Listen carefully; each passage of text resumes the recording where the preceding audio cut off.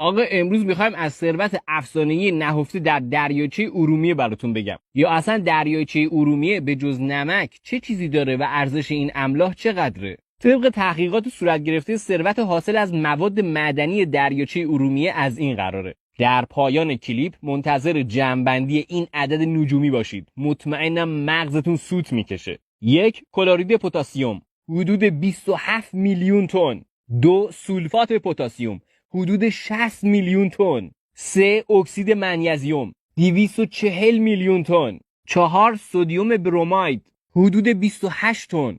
5 وجود لیتیوم که در صنایع و ساخت موبایل، کامپیوتر، ماشین‌های برقی، فضاپیما، دارو و حتی ایمونولوژی وابسته به این فلز گرانبهاست که حدود 250 تن برآورده شده. خب حالا بریم بررسی کنیم ثروت حدودی حاصل از فروش این مواد معدنی چقدر میتونه باشه.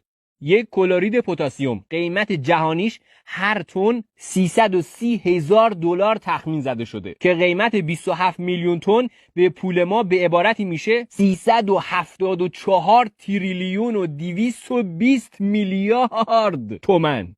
2 سولفات پتاسیم قیمت هر کیلوگرم به طور میانگین 89,000 دلار از درب کارخونه که میشه 5 تریلیارد و 340 تریلیون تومان. 3 منابع اکسید منیزیم خرید از معدن هر تن 25 میلیون دلاره که 6 تریلیارد تومان قیمتشه.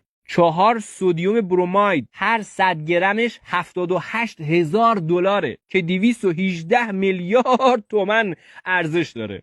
5 لیتیوم به طور میانگین هر تن به قیمت جهانی 36,000 دلاره که میشه 378 تریلیون تومان. و نهایتاً با جمع‌بندی این مبالغ میبینیم ثروت نهفته در ارومیه بیشتر از 12 تریلیارد تومنه. حالا شما بگید با این پول میشه چیکار کرد و دلیل خوش شدن ارومیه چی میتونه باشه؟